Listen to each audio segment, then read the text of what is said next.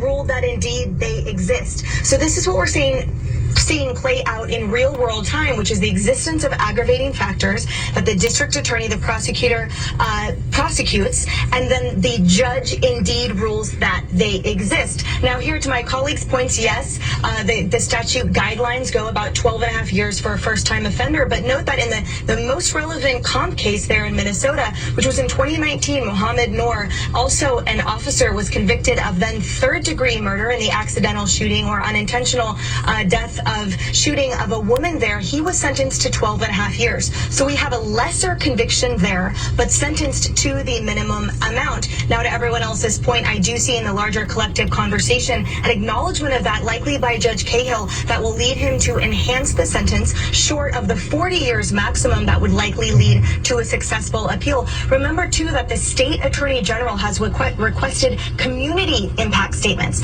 So not just victim family impact statements here, but he invited them to submit it online, the community impact statements. And if I may, John, as well, just keep going one more point further, because my colleagues have sort of discussed like the appeal versus the motions today.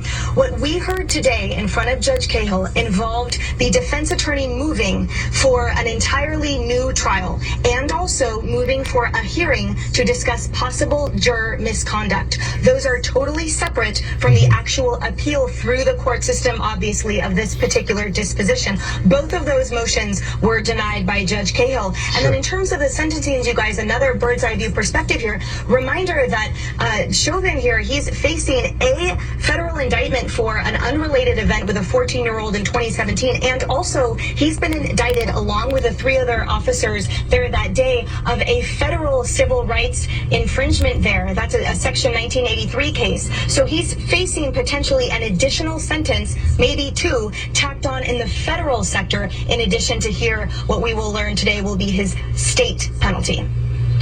Emily, this is Jillian.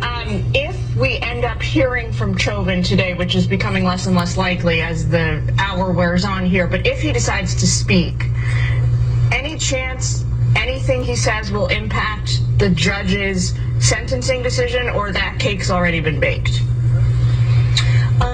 I think you can argue the cake has already been baked, in that we have yet to see, frankly, Chauvin sort of offer that or exhibit remorse throughout the trial and exhibit remorse up until now.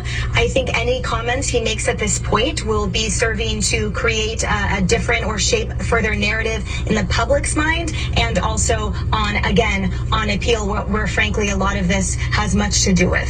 So what could he potentially say, Emily, that might seem to be